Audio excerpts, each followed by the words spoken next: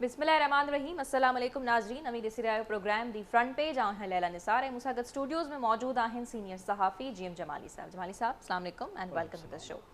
नाज़रीन, अॼु आहे 10 अप्रैल 2023। सियासी ऐं आइनी हवाले सां तमामु घणो अहम ॾींहुं आहे।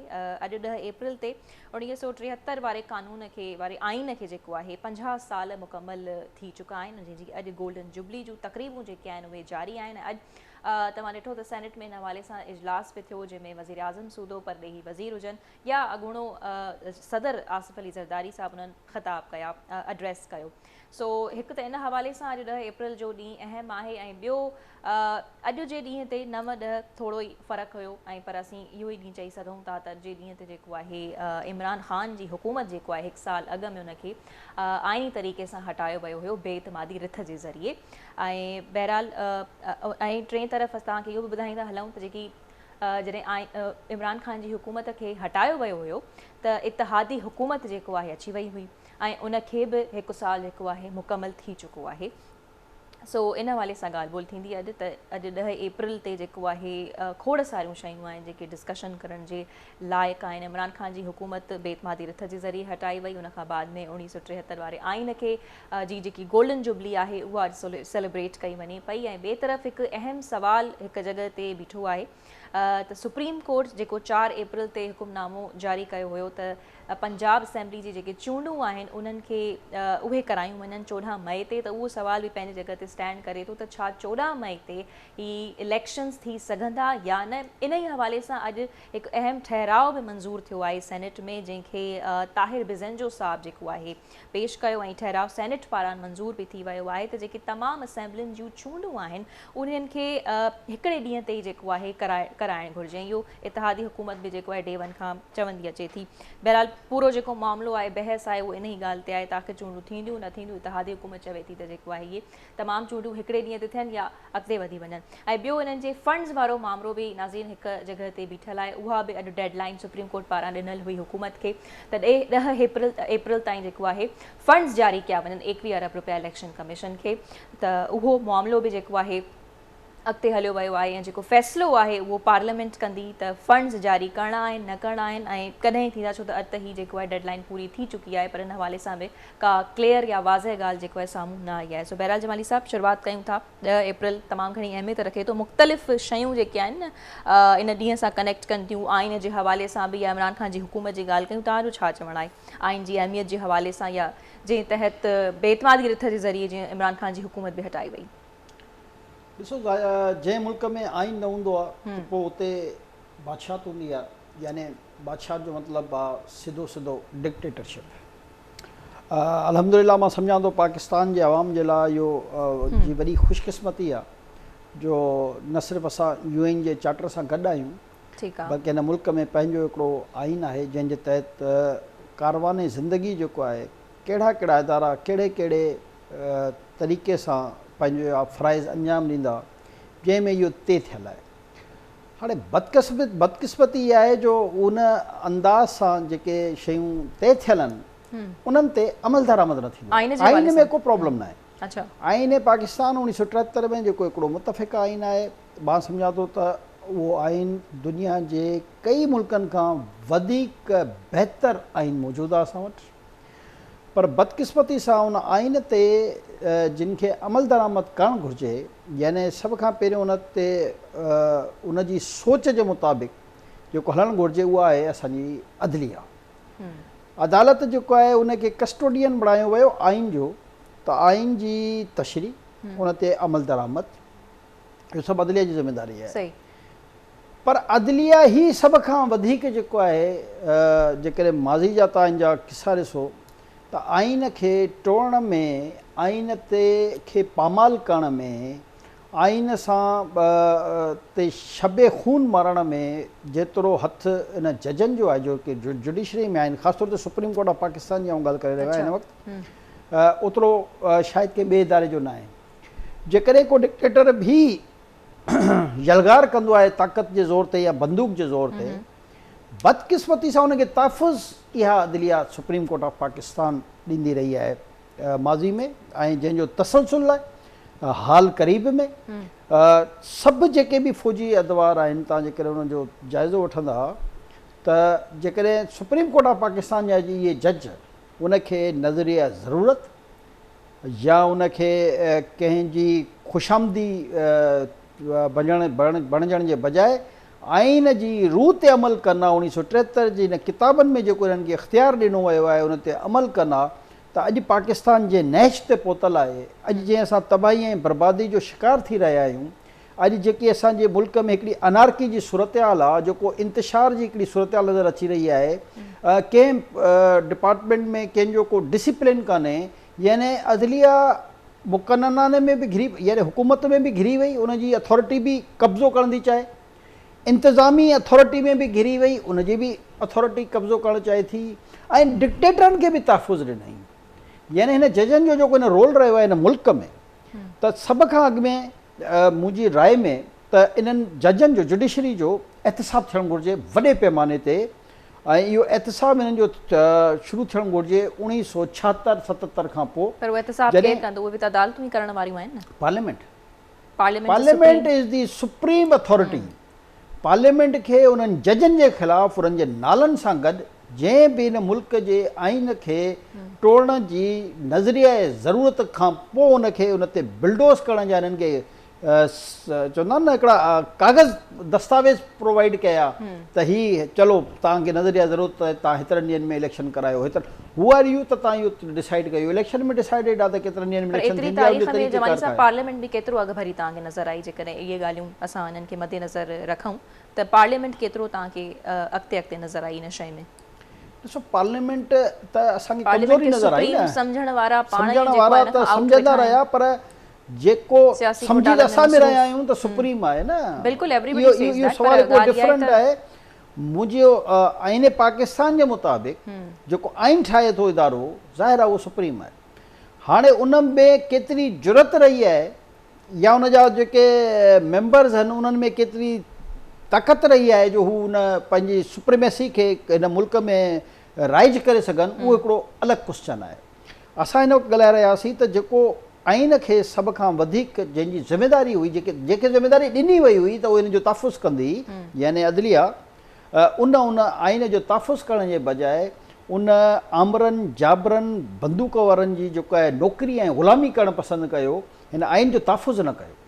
त असां जेको अॼु गोल्डन जुबली आहे त इन जजनि खे इहो वाज़े था कयूं त जेके अॼु बि वेठा आहिनि, त हिन वक़्तु हिन मुल्क खे सभ खां वधीक जेके नुक़सानु पहुचायो आहे उहो मुआशी तौर ते, सियासी तौर ते, असांजी इंटरनेशनल रिलेशनशिप जी ख़राबी जे तौर ते उनजी ज़िमेदारी अदली आहे, जेके असां सुप्रीम कोर्ट ऑफ पाकिस्तान चई रहिया आहियूं। ऐं उन में वेठल जेके बि जज आहिनि, सभु जजनि जे बारे में मां कोन चई थो रहियां, जेके मख़सूस जज आहिनि जंहिंजी पॉलिटिकल एफिलेशन्स नज़र अची रहियूं आहिनि क्लियर कट, जंहिंजा पॉलिटिकल फैमिलीज़ जा जज जेको आहे, जज जो मक़सदु इहो हूंदो आहे त उनजी पूरी फैमिली, दुनिया में इहो कॉन्सेप्ट आहे त जॾहिं जज कंहिं केस जी ॿुधणी कंदो आहे त उनजे बारे में जेकॾहिं अख़बार में का नंढी ख़बर बि छपियल हूंदी आहे त उहा बि पढ़ण जी उन्हनि खे इजाज़त न हूंदी आहे, अख़बार न पढ़ंदा आहिनि। बदकिस्मती सां हे जज पंहिंजे रिमार्क्स में सोशल मीडिया ऐं मीडिया जा हवाला ॾेई रहिया आहिनि। यानी तव्हां हिननि जी मेंटेलिटी ॾिसो त जंहिं जज ते बाइंडिंग हूंदी आहे त हू कंहिं बि केस खे जंहिंमें ॿुधाए थो त जो उन में बाइसनेस न थिए त हू उन न ख़बर हिकिड़ो तबसरा तज़िया त परे जी ॻाल्हि आहे, मामूली हिकिड़ी ख़बर खां बि उनखे आइसोलेट कयो वेंदो आहे। पर हे जज जेके आहिनि पंहिंजी रिमार्क्स में, पंहिंजी जजमेंट्स में हे हवाला ॾेई रहिया आहिनि मीडिया जा, सोशल मीडिया जा। जॾहिं तव्हां पंहिंजो ब्रेन जेको आहे जंहिं अॻु में ई ठाहे था छॾियो त तव्हांखे फ़ैसिलो छा ॾियणो आहे? भई जज जो कमु आहे आइन ऐं कानून जे मुताबिक़ फ़ैसिलो ॾिए, उन वटि जेको केस लॻल आहे ॿिनि वकीलनि खे ॿुधे, जेके बि जिन जा केस हली रहिया आहिनि, उनखां पोइ आइन जी जेकी शिक्स आहिनि उन्हनि जे मुताबिक़ उनजी रोशनी में उनखे ॾिसे ऐं पंहिंजो फ़ैसिलो करे छॾे। अल्लाह अल्लाह ख़ैर सलाह, इहो आहे कमु जज जो। जज जो कमु थोरी आहे सियासत करण जो, कोई जज सियासत करे रहिया आहिनि। अदालतनि फ़ैसिला दुरुस्त न वरिता या हिते सियासी पार्टीज़ बि पंहिंजा मुफ़ाद ॾिसनि थियूं, जंहिंजे ख़िलाफ़ को फ़ैसिलो अचे थो त हू पोइ मैदान में निकिरी अचनि था, या हिते इहा बि शइ एग्ज़िस्ट करे थी तव्हांजी नज़र में? क्रेडिबिलिटी जॾहिं हूंदी आहे न जजनि जी, त कंहिं पोइ ॿिए में ताक़त न हूंदी आहे जो असां में बि एतिरी ज़रूरत न हुजे हा। जेकॾहिं क्रेडिबल जज हुजनि हा त असां पंहिंजी मिसाल वठूं त असां में बि एतिरी ज़रूरत न हुजे हा जो अॼु असां हिननि ते आङुर खणी बि सघूं हा। छो जो हिननि जी क्रेडिबिलिटी, हिननि जी बाइसनेस, हिननि जा फ़ैसिला नज़र अची रहिया आहिनि, हिननि जा रिमार्क्स नज़र अची रहिया आहिनि। इन करे असां जहिड़ा माण्हू बि इन ख़ौफ़ खां ॿाहिरि निकिरी रहिया आहिया त हीअ कंटेम्प्ट में को असांखे सज़ा ॾेई सघनि था। सज़ा ॾियणी अथनि त भले ॾेई छॾनि, हुन सां कोई फ़र्क़ु कोन थो पए, पर हिन मुल्क खे जेकॾहिं असांखे मज़बूत बणाइणो आहे, ताक़तवर बणाइणो आहे, त असांखे इन क़िस्म जे, चाहे उहे जुडिशरी में वेठा हुजनि, चाहे उहे कंहिं ॿिए इदारे में वेठा हुजनि, इन्हनि खे जेसि ताईं इन्हनि जी पंहिंजी साइज़ फिक्स न थींदी, जंहिंजो जेको कमु आहे, आइन जेको हुनजी साइज़ फिक्स करे हुनखे हिकिड़ो रोल ॾिनल आहे, जेसि ताईं उन रोल जे मुताबिक़ हर इदारो कमु न कंदो, हे पाकिस्तान करे तरक़ी हिन वक़्तु बि ख़ैर असीं इहो ई ॾिसी रहिया आहियूं त इदारा ऐं सियासी पार्टी साम्हूं बीठा आहिनि, पर गॾोगॾु इमरान ख़ान साहिबु चवनि था त जेकॾहिं जस्टिस सिस्टम ते भरोसो न रहंदो त पोइ सीड़पकारी मुल्क में कीअं थींदी? सभ खां वॾो कूड़ो त इहो इमरान ख़ान ई आहे न, जंहिं हिन मुल्क में कूड़ जी कूड़ ॾिसो ॿिया बि सियासतदान ॻाल्हाईंदा आहिनि, कूड़ ज़ाहिरा साफ़ी बि ॻाल्हाईंदा आहिनि, कूड़ ऑफिसर बि हर तबिके जो माण्हू पंहिंजी लेवल ते कूड़ ॻाल्हाईंदो आहे, असां न चऊं, पर इमरान ख़ान हिन पाकिस्तान जी सियासत जो जेतिरो वॾो कूड़ो सियासतदान साबित थियो आहे, हिन पाकिस्तान जी हिस्ट्री में एतिरो वॾो को कूड़ो सियासतदान आयो ई कान्हे, ऐं अलाह करे वरी इन क़िस्म जो एॾो वॾो कूड़ो सियासतदान पाकिस्तान जी हिस्ट्री में न अचे। हाणे कल्ह जी तव्हां हुनजी स्पीच ॿुधो, चए थो त मुंहिंजे दौर में नैब जेको आहे सभ खां वॾी रिकवरी कई, इहो ई आहे न अॼुकल्ह जी तक़रीब जो मतन जेके असां चइजे। ऐं कुझु ॾींहं अॻु में यूट्यूबरनि खे इंटरव्यू में छा चयो त नैब त मुंहिंजे कंट्रोल में ई कान आई, उनखे त जनरल बाजवा ॾिसंदो हो, त मुंहिंजे त हथ में ई कुझु कान हो। याने हिन बेशरम खे इहो शर्म कान थो अचेसि त 2-3 ॾींहं अॻु में हिन उन जे बारे में चयो छा हुयो, ऐं वरी हुनजो क्रेडिट वठण जी कोशिशि करे रहियो आहे। हाणे इन क़िस्म जी मेंटल लेवल जा जॾहिं माण्हू तव्हांजे मुल्क जी सियासत में अची वञनि, ऐं असांजा उहे बेवकूफ़ माण्हू जेके पढ़ियल लिखियल थी इन ॼट जी ॻाल्हियुनि में अची वञनि, त इन मुल्क अहिड़े मुल्क जी कॾहिं तरक़ी थो करे सघे? नामुमकिन आहे जो इन क़िस्म जा माण्हू जेके अंधो हुन ते एतमाद कंदा हुजनि। याने तव्हां उन जूं तक़रीरूं खणो, सिर्फ़ु कुझु न कयो, जेके हिन जा फॉलोवर्स आहिनि, मां उन्हनि खे थो चवां त हिन जी 4 सालनि जी रुगो तक़रीरूं करे ऐं उन जा क्लिप्स वेही पाण ॿुधनि, उन खां पोइ त होश न इन क़िस्म जो कॾहिं बि न आहे। ॾिसो सियासतदान पाकिस्तान में वॾा वॾा रहिया आहिनि, पाकिस्तान मामूली मुल्क न आहे, पाकिस्तान में ज़ुल्फ़िकार अली भुट्टो जहिड़ा बि सियासतदान रहिया, ॾिसो पाकिस्तान में इलाही पाए जा सियासतदान रहिया आहिनि, जिन दुनिया जे मुख़्तलिफ़ मुल्कनि खे मुनज़िम करण जे लाइ पंहिंजो किरदारु अदा कयो आहे। दुनिया जा जेके मुख़्तलिफ़ मुल्क हुआ उहे पाकिस्तान जे पॉलिटिशियन जे लाइ ईअं सम्झो त तरसंदा, मरंदा मुलाक़ात जे लाइ बि, ऐं उन्हनि सां हर क़िस्म जे मशवरे जे लाइ, ऐं ख़ासि तौर ते मां इस्लामी दुनिया जी ॻाल्हि करे रहियो आहियां। बदकिस्मती सां वक़्त जे हिसाब सां ऐं बार जी ताक़त जे इस्तेमाल सां जॾहिं असांजी हुकूमतनि खे डिस्टेबलाइज़ करण जो सिलसिलो जारी थियो, त उहा जेकी पॉलिटिक्स जी नर्सरी हुई, उहा पॉलिटिक्स जी नर्सरी कमज़ोर थींदी वई, ऐं इहे सियासतदान जेके आहिनि इहे आमरियत जी नर्सरी में इन जी परवरिश थियणु शुरू थी वई। त हाणे जेके सियासी नर्सरी जॾहिं कमज़ोर थी, त उन मां जेके वण ऐं ॿूटा निकिता उहे ज़ाहिरा कमज़ोर निकिता, ऐं जेके आमरियत जी हुन में पलिजा उहे वक़्ती तौर ते ईंदा ऐं उहे दफ़न थी वेंदा हुया। ठीक जमाली साहब, अॼु 10 अप्रैल आहे, जीअं त इमरान ख़ान जी हुकूमत खे वही बि 1 साल मुकमल थी चुको आहे, ऐं जेकी इत्तेहादी हुकूमत आहे इनखे बि 1 साल मुकमल थी चुको आहे। अॼोके ॾींहं ताईं जेको आहे जेके हिन वक़्तु जा परॾेही वज़ीर आहिनि बिलावल भुट्टो ज़रदारी साहिबु, उन्हनि चयो त वेलकम टू पुराणो पाकिस्तान। त हीअ थोरो असां इन ते ॻाल्हाए वठूं था, तव्हां बि इन ते रोशनी विझो त हीअ 1 साल पूरे थियण में इत्तेहादी हुकूमत जूं कुझु कामयाबूं तव्हांखे छा नज़र आयूं, ऐं इमरान ख़ान जे वेंदे मस्बत तब्दीलियूं तव्हांखे नज़र आयूं आहिनि, या अञा कम जेके आहिनि, या असीं मुख़्तलिफ़ इंडिकेटर्स ॾिसूं चाहे उहे मईशत जे हवाले सां अञा तव्हांखे बिगड़जंदे नज़र अचनि पिया? ॾिसो, हिन में ज़ाहिर आहे कुझु बहितरी थी आहे ऐं कुझु ख़राबी बि पैदा थी आहे। बहितरी जे लाइ मां इहो चई सघां थो त इंटरनेशनल तव्हांजा जेके रिलेशन, जेके इस्लामी मुल्क हुजे, यूरोपियन कंट्रीज़ हुजनि, चाइना हुजे या अमेरिका हुजे या बरतानिया हुजे, हिकु अधु मुल्क खां अलावा बाक़ी इमरान ख़ान जे दौर में असांजा जेके इंटरनेशनल रिलेशन्स हुआ उहे सॼी दुनिया सां ई तबाह ऐं बर्बाद थी चुका हुया। जेकी महांगाई जो तूफ़ान हली रहियो हुयो, जंहिं स्पीड सां इमरान ख़ान जे दौर में हलियो आहे, इहो तव्हां अंदाज़ो लॻायो त जेकॾहिं 70-72 रुपए जो लीटर पेट्रोल हुयो त 140-45 ते वञी पहुतो हुयो। उनखां पोइ जेके हिन IMF सां एॾा ख़ौफ़नाक मुआहिदा कयल आहिनि, जेके अञा ताईं उन्हनि खे संभालण में ई रुगो जेको आहे माण्हुनि जो साह निकिरी वियो आहे हिन हुकूमत जो, एतिरा ख़ौफ़नाक क़िस्म जा हिन मुआहिदा कया आहिनि। याने हिन जेतिरो लोन वरितो आहे पाकिस्तान जी तारीख़, जॾहिं खां पाकिस्तान ठहियो आहे असां लोन वठणु शुरू कयो आहे, उनजो 80% जेको आहे 75 खां 80% हिन जे पंहिंजे वज़ीर जी ज़बानी तौर तव्हांखे ॿुधायां जेको शौकत तरीन हो वज़ीर ख़ज़ाना, त असां न 100% न असां 80% जेको आहे लोन वरितो आहे, त 80% जॾहिं खां पाकिस्तान ठहियो आहे त हिन पाकिस्तानी अवाम खे त इहो सम्झण में अलाए छो एतिरो टाइम थो लॻे त हिकिड़ो एतिरो, ऐं हिनखे हिननि IMF एतिरा लोन ॾिना बि छो? ॾिसो ॿिया हुकूमतूं हुन खां मुख़्तसिर वठंदियूं हुयूं, पंहिंजी लेवल जे हिसाब सां वठंदियूं हुयूं। हिन ताबड़तोड़ इन करे इहे लोन वरिता ऐं उन मां कयईं छा जो $3 अरब हिन पंहिंजे मनपसंदि 600 कारखानेदारनि खे ॾेई छॾिया, ऐं उन्हनि जा इहे कारखानेदार जेके मज़दूर आहिनि, जेके उन्हनि जूं औरतूं कमु कंदियूं आहिनि उन्हनि कारखाननि में, उहे जेके बिज़नेसमैन तबिको हुयो, जेको तव्हां ॾिठो हूंदो अक्सर बिज़नेसमैन हिन खे फेवर कंदा आहिनि, छो जो $3 अरब जेको आहे विदाउट इंट्रस्ट जेको आहे हिन उन 600 माण्हुनि खे ॾेई छॾिया, जहिड़े जे पीउ जा पैसा जो खणी कंहिंखे बि ॾेई छॾियईं। सवाल इहो आहे त उहे ई हाणे मज़दूर जेके पंहिंजी फैक्ट्रियुनि मां, पंहिंजे कारखाननि मां, पंहिंजे सनतनि मां कढी, मायूं वीचारियूं जेके उते नौकिरियूं थो कनि, हे जेको तव्हांखे नज़र ईंदो आहे ज़मान पार्क पहुचो ऐं फलाणी जॻह ते पहुचो, इहा उन्हनि जी मजबूरी आहे। हुननि खे हाणे ख़बर आहे त उन्हनि जी जेकॾहिं इन्वेस्टिगेशन थिए थी विदाउट इंट्रस्ट, त तव्हां हूअं त मां जेकॾहिं शरई एतबार जी ॻाल्हि कयां त मां हिन जे ज़ाती तौर ते हक़ में आहियां, अच्छा, पर तव्हां कीअं सिलेक्ट करे 600 माण्हुनि खे ॾेई छॾिया, जॾहिं त पाकिस्तान जी इकोनॉमी, यानी लोन वठो था तव्हां हेवी इंट्रस्ट ते ॿाहिरि जी दुनिया खां, ऐं तव्हां हिते जेको आहे बिलासूद जेको आहे कर्ज़ था ॾेई छॾियो। त बेसिकली जेको हिन जो मक़सदु हो त पाकिस्तान जी इकोनॉमी खे जकड़णो आहे, पाकिस्तान जी इकोनॉमी खे बर्बादु करिणो आहे। जेको बि यहूदियुनि जो एक्चुअल प्लान हुयो, जंहिंजे बारे में असां 1992 खां ॿुधंदा ईंदा हुआसीं, उन प्लान ते अमल दरामद जेको आहे इमरान ख़ान जे दौर में उनजो तमामु तेज़ी सां आगाज़ थियो आहे। जेकॾहिं कुझु अर्सो ॿियो रही वञे त उनजो इख़्तिताम बि थी वञे हा। ऐं मां ज़ाती तौर ते इहो सम्झी रहियो आहियां त जेकॾहिं इमरान ख़ान साल ॾेढ अञा रहिजी वञे हा, त पाकिस्तान एतिरो डैमेज थी वञे हा जो हिन पाकिस्तान जूं जड़ूं जेके आहिनि उहे शायदि हेठां उन जा जेके पिलर्स हूंदा आहिनि उहे बि हिली वञनि हा। हींअर बि असां हिलियल आहियूं, पर हींअर असांजी भितियूं हिलियल आहिनि, उन खां पोइ असांजा पिलर हिली वञनि हा। हिन वक़्तु त आहे सर्वाइवल जी जंग। मां हिन वक़्तु जेको पाकिस्तान में हली रहियो आहे उहो पाकिस्तान जी सर्वाइवल जी जंग आहे, यानी महांगाई जेको आहे हिन वक़्तु आम माण्हू जे लाइ हिकिड़ो तूफ़ान जी सूरत हाल इख़्तियार करे चुकी आहे। पर मजबूरी इहा आहे त हीअ हुकूमत कान थी चाहे त जेको आहे अवाम महांगाई जे तले दॿे रहे, करे कुझु कान थो सघे, छो जो हिन वक़्तु जेके मसला आहिनि। पर हिन वक़्तु जमाली साहब तंज़ सॼो जेको आहे डाइवर्ट पंहिंजो मौजूदा हुकूमत ते ई थिए पियो न, जंहिं मक़सद सां उहे आया हुया या जंहिं इरादे सां उन्हनि इमरान ख़ान खे हटायो हुयो। हा बिल्कुलु ट्रू, पर जंहिंजी बि हुकूमत छा जवाब ॾींदा त इमरान ख़ान जो सबब बैड गवर्नेंस हूंदी त ज़ाहिर मौजूदा हुकूमत जेकी आहे उन ते तंज़ थींदो, जेकॾहिं महांगाई आहे त उन ते थींदो।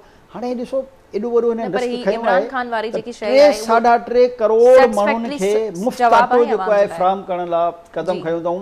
जॾहिं तव्हां 3.5 करोड़ माण्हुनि खे अटो ॾेई रहिया आहियो त 2 जॻहनि ते, 4 जॻहनि ते, 6 जॻहनि ते, 10 जॻहनि ते, उहा असांजे माण्हुनि जी पंहिंजी मां सम्झां थो तरबियत मुनासिब न आहे थियल न, त उहो एजुकेशन जो फुक़दान हो जो उते भगदड़ मची ऐं कुझु उते डैमेज बि थियो। पर मां त चवां थो त हुकूमत हिकिड़ी नियत त जेको आहे ठाही न त बाबा चलो कंहिं ग़रीब माण्हू खे वञी असां हीअ शइ प्रोवाइड करे छॾियूं, इनखे नियत त तव्हां शक न कंदा न। बाक़ी ज़ाहिर आहे इंतिज़ामी उमूर में किथे किथे तव्हां हिकिड़ी शादी जी तकरीब कयो त 500 माण्हुनि जो उन में बि तव्हांखे हिकिड़ो प्रॉब्लम नज़र अची वेंदो। सवाल इहो त इहो अटो प्रोग्राम जमाली साहब केसि ताईं जेको आहे ही कंटिन्यू करे सघंदा? वक़्ती रिलीफ आहे न। ॾिसो रमज़ान जो बाबरकत महीनो हो, माण्हुनि जी हालत ख़राब लॻी पई आहे, महांगाई जेको आहे तमामु घणी हुई, त इहो जेको बि मिलियो इहो को वक़्ती रिलीफ त मिलियो न, 5 ॾींहंनि लाइ मिलियो, 15 ॾींहंनि लाइ मिलियो, महीने लाइ मिलियो, इहा कहिड़ी अलॻि ॻाल्हि आहे। वरी थोरे वक़्त जे हिसाब सां जेसिताईं हालात इंटरनेशनली ठीकु थियनि त ज़ाहिर आहे इन क़िस्म जा ॿिया प्रोजेक्ट्स ईंदा, ॿिया प्लान ठहंदा। ख़ैर मुंहिंजो हुकूमत सां को वास्तो न आहे जो मां हुनजे प्रोजेक्टनि जे, पर मां चवंदो हिकिड़ो जेकॾहिं को सुठो क़दम खयो असां जेको आहे हुन ते पंहिंजो राय ॾेई रहिया आहियूं। असल जो आहे त जेसि ताईं असां इकोनॉमी तौर ते पंहिंजे पेरनि ते कान बीहंदासीं त इहे मसइला हली कान था थी सघनि।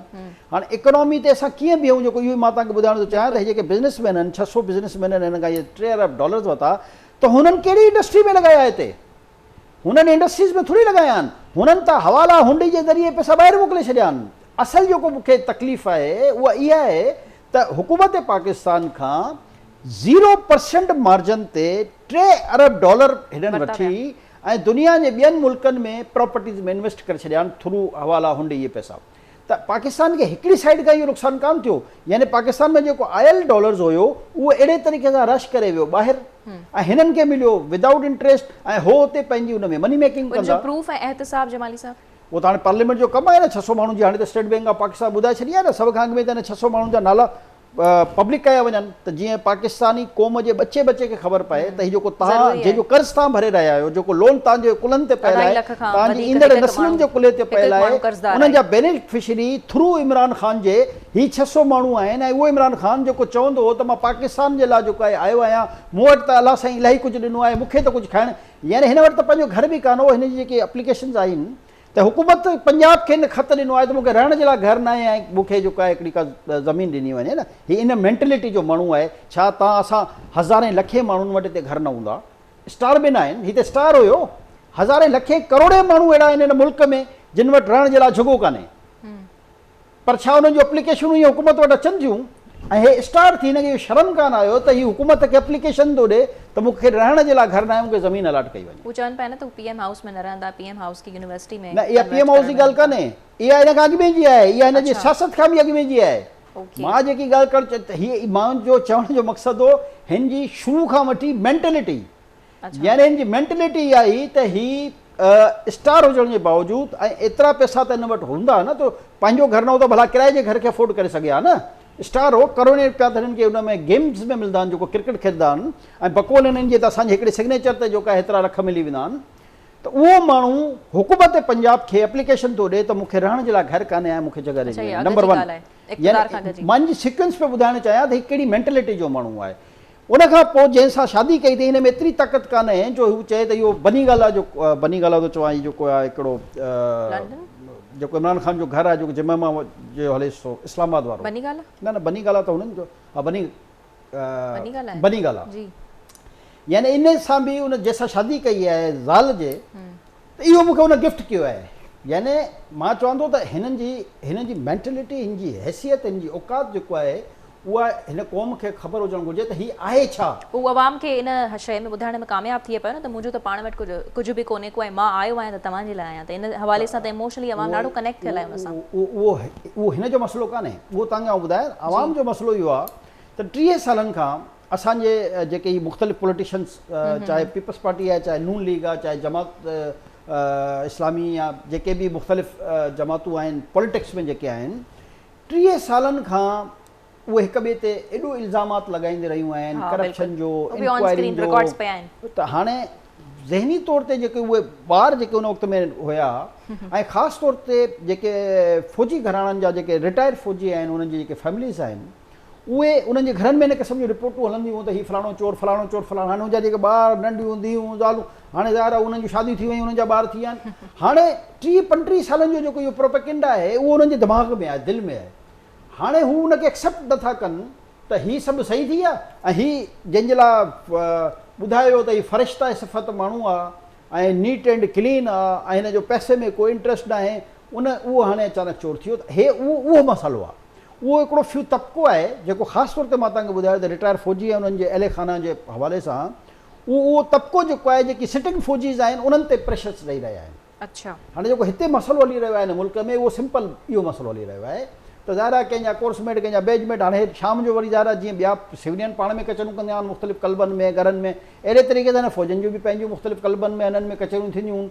उते ई हिक ॿिए खे जेको आहे तनक़ीद ऐं जो निशानो सख़्तु बणाईंदा आहिनि। त हाणे उते जेको इहा जेकी इंटरनल कन्फेडरेशन आहे, इन जे करे मां सम्झां त इन जो बेनिफिशरी बि इमरान ख़ान आहे। त हिन वक़्तु बि इतिहादी हुकूमत इमरान ख़ान खे मुंहुं ॾेई रही आहे न, हीउ जेको मामिलो हले पियो या हिन में अदालत में जेको आहे इन्वॉल्व हुई, हुन फ़ैसिलो ॾिनो 4 अप्रैल ते, त इलेक्शन जे हवाले सां जेको मामिलो पंहिंजी जॻह ते अटकियल आहे जमाली साहब, त इन हवाले सां तव्हां छा था सम्झो? 14 मई ते तव्हां त ख़ैर गुज़िरियल प्रोग्राम में बि इहो चई छॾियो त तव्हांखे थींदे नज़र नथियूं अचनि 14 मई ते इलेक्शन्स, पर हीअ वरी हाणे फंड्स वारो मामिलो अची वियो आहे, डेडलाइन 2 अप्रैल ते पूरी थिए थी, फ़ैसिलो जेको आहे काबीना करे छॾियो आहे, त पार्लियामेंट में इन शइ जो जेको आहे फ़ैसिलो कयो वेंदो त फंड्स जेके आहिनि उहे 21 अरब रुपया इलेक्शन कमीशन खे जारी कया वेंदा या न कया वेंदा, त छा केॾां में नज़र अचे थो तव्हांखे? अॼु 10 अप्रैल आहे जी, सुप्रीम कोर्ट जी असां डेट जो जेकॾहिं जाइज़ो वठूं ॾिनल त 14 मई जी हुननि डेट ॾिनी आहे। सही, हाणे कंहिं आम फहम वारे माण्हू खां बि रोड तां घुरे करे पुछो त उहो बि ॿुधाए सघे थो त 14 मई ते इलेक्शन नथा थी सघनि। वरी हुननि ठहराव बि पास करे छॾियो, जेको हुनजो प्रोसीजर हूंदो आहे इलेक्शन जो, उहो ई घटि में घटि 3-4 महीना अॻु में खां जॾहिं प्रोसीजर ऑन ग्राउंड हलंदो रहंदो आहे त ई इहे सभु शयूं थींदियूं आहिनि। त इन करे इलेक्शन त ज़ाहिर आहे नामुमकिन वारी ॻाल्हि आहे। ॿी जेकी असल जेकी ॻाल्हि आहे जेके असां गोल्डन जुबली जेकी आइन जी मल्हाई पई वञे उन हवाले सां त इन जो ज़िम्मेदारी असां सुप्रीम कोर्ट ऑफ पाकिस्तान खे करे हिन वक़्तु जेतिरी मुल्क में क्योस आहे हिन मुल्क में जेतिरी आइन जे हवाले सां हींअर ख़राबियूं पैदा थी रहियूं आहिनि, जेतिरी हिन मुल्क में हिन वक़्तु अफ़रा तफ़री पैदा थी रही आहे, जेतिरी हिन मुख़्तलिफ़ इदारनि में कन्फेडरेशन पैदा थी रही आहे, उन जो टोटल ज़िम्मेदारी मुंहिंजी नज़र में त मां चवां ई सुप्रीम कोर्ट जे मख़सूस 3-4 जजनि खे थो न। अच्छा, छो जो आइन जी अॼु असां मल्हायूं था 50 सालगिरह त ॼण को वॾो ज़बरदस्त असांजे आइन जेको आहे हिन मुल्क में रहिजी रहियो ऐं वॾो ज़बरदस्त जेको आहे हिन मुल्क जी उन आइन जे मुताबिक़ ख़िदमत थी आहे। त आइन त ॾाढो ज़बरदस्त हुयो जंहिंखे पार्लियामेंट मंज़ूर कयो आहे। मसइलो जेको उन ते अमल दरामद करण वारा जेके पिलर्स आहे जंहिंमें सभ खां मेजर पिलर जो रोल जेको हिन सुप्रीम कोर्ट ऑफ पाकिस्तान जो हुयो, मां सम्झां थो इन हमेशह इनहराफ़ कयो आहे पंहिंजे हल्फ़ खां, पंहिंजे फ़ैसिलनि खां। त सभ खां वधीक डैमेज हिन आइन खे जंहिंजी अॼु असां गोल्डन जुबली मल्हाए रहिया आहियूं, ऐं सभ खां वधीक सियासी इदारनि खे यानी पार्लियामेंट खे, चाहे उहो सेनेट ऑफ पाकिस्तान हुजे, चाहे क़ौमी असम्बली हुजे या सूबाई असम्बली हुजनि, इन अदालतुनि बार बार चवंदा आहिनि अदालतुनि हिन मुल्क में सभ खां वधीक पॉलिटिक्स खे, सियासत खे डैमेज कयो आहे पंहिंजे ज़ाती मफ़ाद में। अदालत इहो ई चवे पई न त 90 ॾींहंनि जे अंदरि जेको आहे इलेक्शन थियणु खपनि, वरी उन खां बाद में पिटिशन दाख़िल थी, सो हुननि ही आइनी हवाले सां फ़ैसिलो इहा बि त चीफ जस्टिस आइन जजनि आइन जी ख़िलाफ़वर्जी कई आहे न। मां इहो ई त बार बार चई रहियो आहियां त 90 ॾींहं जी आइन में प्रोविजन लिखियल आहे त 90 ॾींहं में इलेक्शन थींदा, उहो असां बि चऊं था। हर को जज थोड़ी चयो आहे, जज त 14 मई जी डेट ॾिनी आहे, यानी 12 अप्रैल ते इलेक्शन थियणा हुआ। ॾिसो तव्हां, मां इहो ई त चवां थो त बाय हुक बाय क्रुक जज जो कमु इहो त हिकिड़ो फ़ैसिलो ॾेई छॾिया त बाबा 90 ॾींहनि में इलेक्शन थियणु घुरिजनि, अलाह ख़ैर सलाह। हाणे कीअं करिणो आहे न करिणो आहे उहो अची वञे पोइ मुख़्तलिफ़ इदारनि जी ज़िम्मेदारियुनि ते, यानी की इलेक्शन कमीशन ऑफ पाकिस्तान, इंतिज़ामिया, सभिनी ते ज़िम्मेदारी थी वञे। त हिन त पाण फ़ैसिलो यानी की उन आइन खे टोड़ियो हिन त 12 अप्रैल ते जेकॾहिं हिन मुल्क में या ॿिनि सूबनि में इलेक्शन थियणी हुई त हू टू यू त तव्हांजो काई छा आइन बि पाण ई वेही ठाहींदा छा? आइन में 90 ॾींहं आहे न, असां बि त इहा ॻाल्हि था कयूं, पोइ हीअ अॻियां कीअं खणी वियो महीनो? त इहो ई हिन आइन टोड़ियो आहे। मां इहा ई ॻाल्हि करे रहियो आहियां त बेसिकली हिन जजनि खे पंहिंजी फरमाइशी प्रोग्रामनि ते पंहिंजे फैमिलीज़ जी इलेक्शन न कराइण में त हुकूमत ज़िम्मेवार हुई न, हुकूमत जेको आहे उहो टोड़िया न आहिनि। सुप्रीम कोर्ट ऑफ पाकिस्तान जे कंधे ते त न हुजे हा न, जेकॾहिं हुकूमत वायलेट करे हा या election commission of Pakistan violate करे हा त अॼु असां उन्हनि ते ॻाल्हाए रहिया हुजूं हा न, असां उन्हनि जी जेकी बि क्रेडिट ऐं डिस्क्रेडिट ते अॼु बहस करे रहिया हुजूं। वो भी त मुख़्तलिफ़ रीज़न्स ई ॾींदा अचनि पिया न, भले उहो रीज़न ॾियनि। ॾिसो सुप्रीम कोर्ट ऑफ पाकिस्तान जो कमु न हो, असां हिकिड़े इदारे जी जेकी हैसियत आहे, जेकी लेवल आहे, ऐं जंहिंखे तव्हां चओ था त उनखे हिन मामले में अचण ई न खपे, अचणु न घुरिजे हा। ऐं जॾहिं वायलेट थी वञे हा 90 ॾींहं उन त पाण मुरादो नोटिस बि उन खां पोइ अॻु में वठी छॾियऊं न, नोटिस उन ते न आहे, इहो वरी अॻे जे ख़िलाफ़ आहे, मुलतवी करण ते आहे। नोटिस जेको आहे उहो आहे हिकिड़े CCPO जी ट्रांसफर पोस्टिंग जो। उन CCPO जी ट्रांसफर पोस्टिंग मां उनजो ही बच्चो निकितो, उन बच्चे खे ॿिनि जजनि जेको आहे अॻियां पालण लाइ चीफ जस्टिस साहिब खे मोकिलियो ऐं उनखे एडॉप्ट करे उन ते जेको आहे उहो सो मोटो वठी छॾियो। अच्छा, त सो मोटो वठण जो इहो प्रोसीजर बि न आहे। इंसानी हक़नि जो मसइलो जंहिंसां सूबे में या मुल्क में, कंहिं सूबे में या कंहिं मुल्क में तमामु क्योस फैलियल हुजे ऐं उन जा रिपकशन्स जेके आहिनि तमामु ख़ौफ़नाक हुजनि, प्योरली इंसानी हक़नि सां मुतलिक़ उहो इशू हुजे, उन ते हिननि खे सो मोटो वठणो आहे।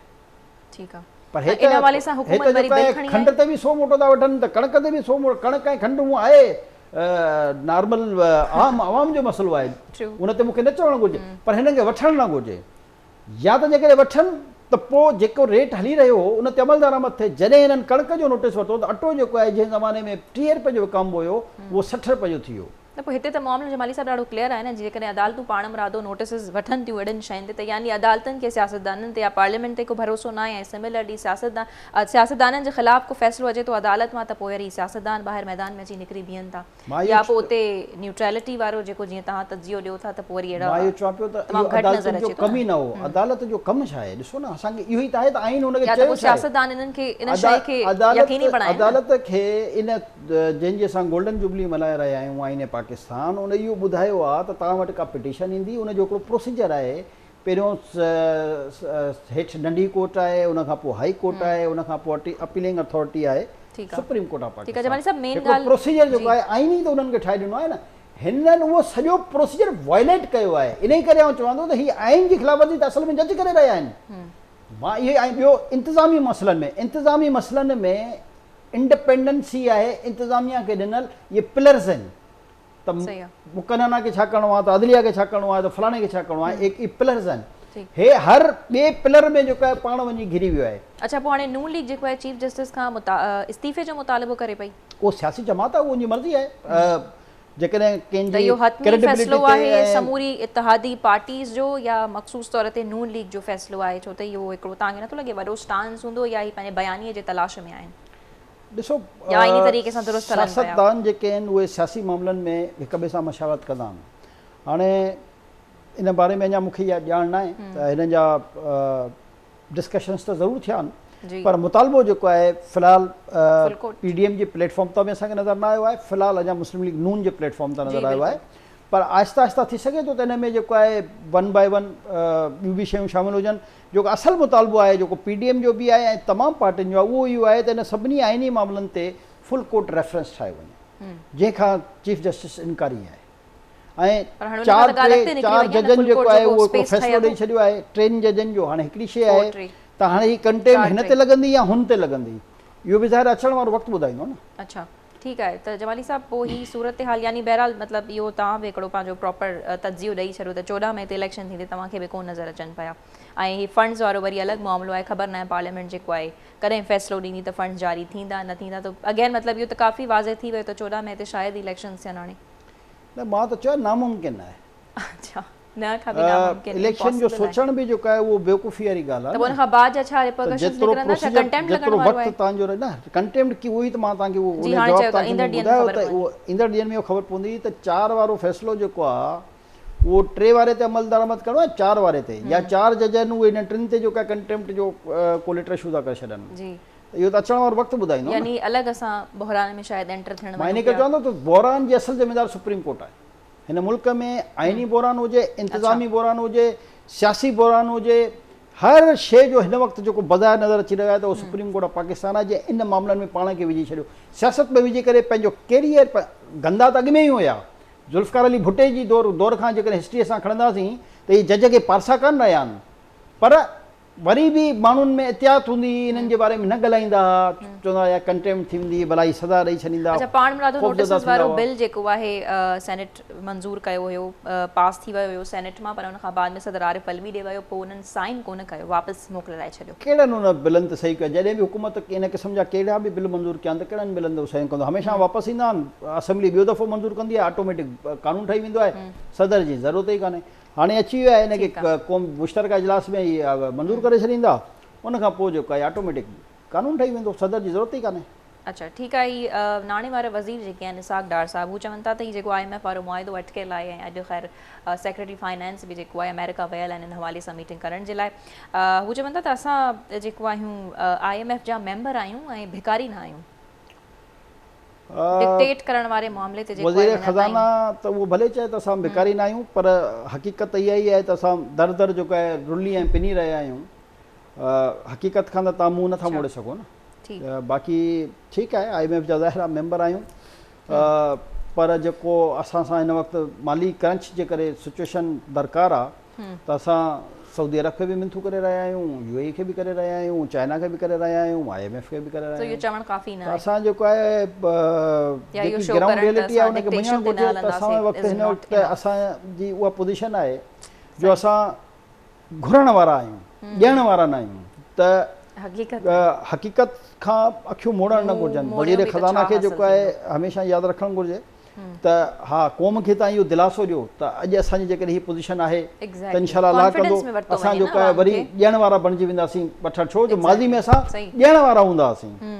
ऐं माज़ी में जेकॾहिं तव्हां ॾिसो त दुनिया जे ताक़तवर मुल्कनि खे असां लोन्स ॾिना आहिनि ऐं उन्हनि जी हेल्प्स कयूं। जमाली साहब, हिकु ॿी बि अहम ख़बर असांखे शामिल करणी आहे प्रोग्राम में, यकीनन मईशत ते बि असीं ॻाल्हाईंदासीं, सुभाणे को ॾींहुं बि आहे असां वटि। प्रोफेसर अजमल सामन जो तव्हां बि नालो ज़रूरु ॿुधो हूंदो, ऐं जेको गुज़िरियल ॾींहं में अफ़सोसनाक वाक़ियो पेश आयो आहे कि प्रोफेसर आहिनि, IBA में पढ़ाइनि पिया, ऐं हिननि जो क़बीलाई तकरार जे नतीजे में नाज़रीन क़तल थियो आहे। सो तमामु घणो सोशल मीडिया ते बि जेको आहे इन हवाले सां ही जेको केस आहे एक्टिव लॻो पियो आहे। सभु मुतालबो कनि पिया त अजमल सावंत जे क़ातिलनि खे जेको आहे गिरफ़्तार कयो वञे। सो इन नतीजे में मुख़्तलिफ़ सियासी ऐं समाजी तंज़ीमुनि जेको आहिनि एहतजाज बि रिकॉर्ड कराइनि त ही क़बीलाई तकरार जे नतीजे में जमाली साहब प्रोफेसर अजमल सावंत जेको आहे क़तल थिया आहिनि ऐं काफ़ी जेको आहे कावड़ लॻी पई आहे अवाम में। ॾिसो इंतहाई अफ़सोसनाक वाक़ियो ऐं जेके बि क़बीले वारा आहिनि या कहिड़ी बि ज़बान सां तालुक़ रखनि था उन सां को फ़र्क़ु नथो पए, पर हिकिड़ी ॻाल्हि यादि रखनि, अलाह ताला फरमाए छॾियो आहे त हिकु इंसान जो क़तल पूरी इंसानियत जे क़तल जे मुतरादिफ़ आहे। त हाणे क़बीलाई जंग हुजे या कोई बि ॿिया जंग हुजे, इन में यादि रखनि त जंहिं इहो क़तल कयो आहे उन हिकिड़े क़बीले जे हिकिड़े डॉक्टर जो क़तल न कयो आहे, हिन सॼी इंसान ज़ात जो क़तल कयो आहे जेकी हुनखे सज़ा मिलणी आहे फ्यूचर में। ऐं मां पंहिंजे चैनल जे तवसुस सां क़बाइली तकरारनि में मुलविस तमामु माण्हुनि खे दरख़्वास्त कंदुसि त ॾिसो झेड़ा ज़मीननि जा हिननि जा फैमिलियुनि जा थींदा आहिनि, पर तव्हां क़तल जी हद ताईं जेके वेंदा आहियो, तव्हां पंहिंजे लाइ जहनुम ख़रीद करे रहिया आहियो, तव्हां पंहिंजे लाइ दोज़ख जी बाहि ख़रीद करे रहिया आहियो। तव्हांखे अंदाज़ो न आहे, जेकॾहिं तव्हां पढ़ो क़ुर शरीफ़ खे तर्जुमे सां गॾु त तव्हांखे अंदाज़ो थिए त तव्हां पंहिंजे लाइ छा हासिलु करे रहिया आहियो। त जेके बि क़बीला आहिनि या आम माण्हू आहिनि या जेके बि आहिनि उहे एहतियात कनि। ज़िंदगी त ज़ाहिर फ़ानी आहे, अचणी ख़बर न आहे, पर जेके तव्हांजा अॼु जा जेके करतूत हूंदा उनजो तव्हांखे सुभाणे जो आहे हिसाब ॾियणो। बिल्कुलु सही था चओ जमाली साहब। बहरहाल नाज़रीन, इन्हनि तकरारी झेड़नि मां ई जेके क़बीलाई तकरार थियनि था, हासिल इन मां कुझु थियणो कोन आहे। हा, तव्हां ॾिसी था सघो त इन जे नतीजे में जेको आहे ज़िंदगियूं जेके आहिनि उहे हली वञनि थियूं ऐं लोड़नि पोइ उन्हनि जा जेके प्यारा पोइ हिते रहिजी वञनि था उहे सफ़र कनि था। सो बहरहाल इजाज़त ॾींदा, सुभाणे मुलाक़ात थींदी। अल्लाह हाफ़िज़।